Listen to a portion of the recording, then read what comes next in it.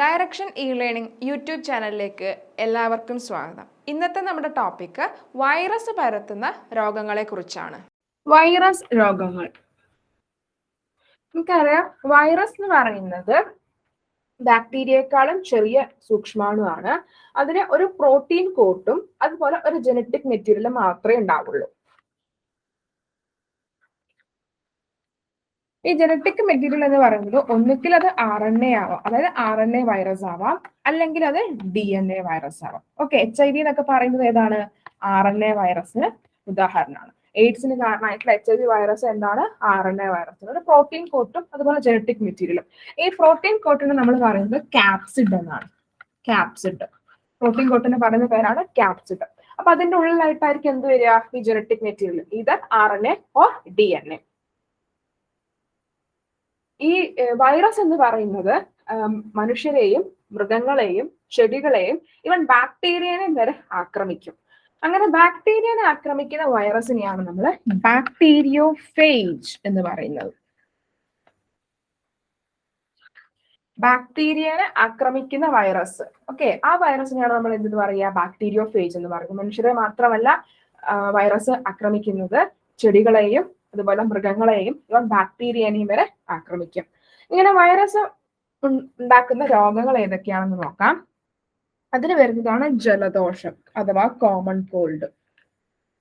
ജലദോഷത്തിന് കാരണമായിട്ടുള്ള വൈറസ് ആണ് ഏത്? Rhino virus.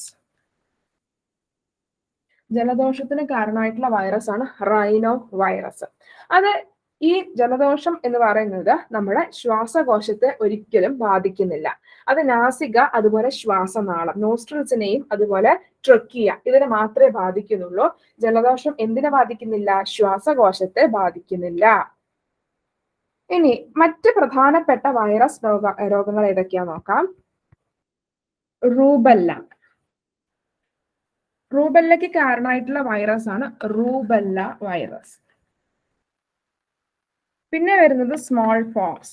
സ്മോൾ പോക്സ് അഥവാ വസൂരി. ഇതിന് കാരണമായിട്ടുള്ള വൈറസ് ആണ് വേരിയോള വൈറസ്. അതിൽ വേരിയോള മേജറും ഉണ്ട്, വേരിയോള മൈനറും ഉണ്ട്. വേരിയോള വൈറസ്, വേരിയോള മേജറും ഉണ്ട്, വേരിയോള മൈനറും ഉണ്ട്. അപ്പൊ അതെന്താണ് ഉണ്ടാക്കുന്നത്? Small pox. പിന്നെ വരുന്നതാണ് പോളിയോ മൈലറ്റിസ്. ഇതിന് കാരണമായിട്ടുള്ളത് പോളിയോ വൈറസ്. പോളിയോ ജലത്തിലൂടെയാണ് പകരുന്നത്. നമ്മുടെ നാഡീവ്യവസ്ഥയെയാണ് അത് ബാധിക്കുന്നത്. പിന്നെ വരുന്നതാണ് ചിക്കൻ പോക്സ്. ചിക്കൻ പോക്സിന് കാരണമായിട്ടുള്ള വൈറസ് ആണ് varicella zoster virus. Varicella zoster. പിന്നെ റാബിസ് അഥവാ പേവിഷബാധ. ഇതിന് കാരണമായിട്ടുള്ള വൈറസ് ആണ് റാബിസ് വൈറസ്. പേവിഷബാധക്കെതിരെ വാക്സിൻ കണ്ടെത്തിയത് ആരാണ്? Louis Pasteur. ദെൻ നെക്സ്റ്റ് വരുന്ന വൈറസ് രോഗമാണ് ജെനിറ്റൽ ഹെർപ്പിസ്.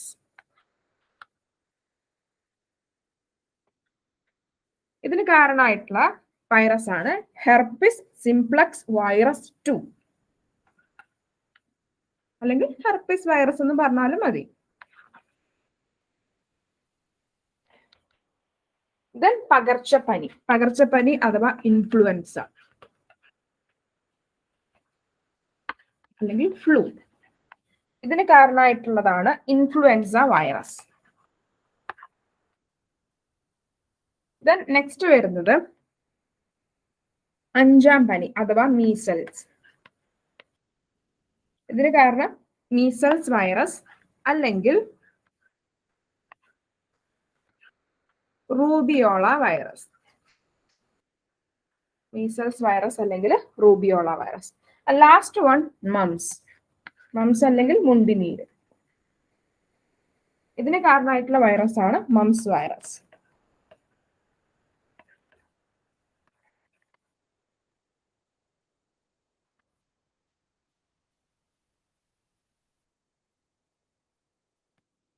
ഇത് കൂടാതെ മറ്റ് വൈറസ് രോഗങ്ങളാണ് ഡെങ്കിപ്പനി, ചിക്കൻ ഗുനിയ മുതലായവ. ഇതൊക്കെ എന്താണ്? വൈറസ് രോഗങ്ങളാണ്.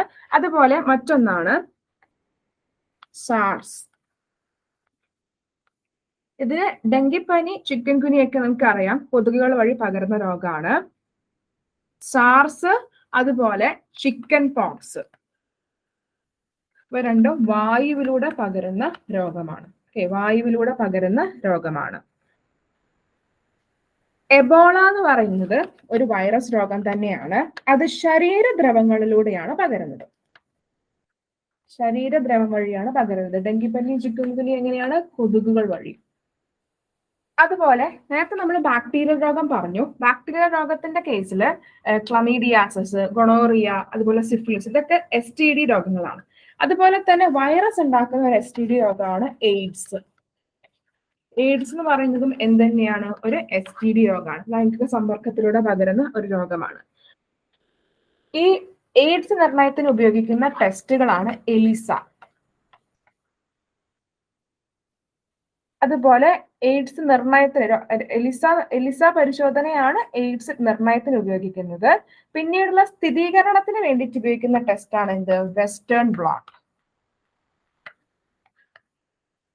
അതുകൂടാതെ ഒന്നും കൂടെ ഉണ്ട്, അതാണ് PCR, പോളിമറൈസ് ചെയിൻ റിയാക്ഷൻ. ഈ 3 എണ്ണാണ് എയ്ഡ്സ് രോഗത്തിന്റെ നിർണയവുമായി അല്ലെങ്കിൽ എയ്ഡ്സ് രോഗവുമായി ബന്ധപ്പെട്ടിട്ടുള്ള പരിശോധനയ്ക്ക് വേണ്ടിയിട്ടുള്ള ടെസ്റ്റ്. അതിൽ എലിസ എന്ന് പറയുന്നത് എയ്ഡ്സ് പരിശോധനയ്ക്കുള്ളതാണ്. അതിന്റെ പിന്നീടുള്ള സ്ഥിരീകരണത്തിന് വേണ്ടിയിട്ടുള്ളതാണ് വെസ്റ്റേൺ ബ്ലോട്ട്. അതുകൂടാതെ മറ്റൊരു ടെസ്റ്റും കൂടെ ഉണ്ട്, PCR, പോളിമറൈസ് ചെയിൻ റിയാക്ഷൻ. ഇത്തരം വീഡിയോസ് കൂടുതൽ ലഭിക്കാനായി direction E-learning YouTube channel subscribe ചെയ്യുക, ഷെയർ ചെയ്യുക, ലൈക്ക് ചെയ്യുക. താങ്ക്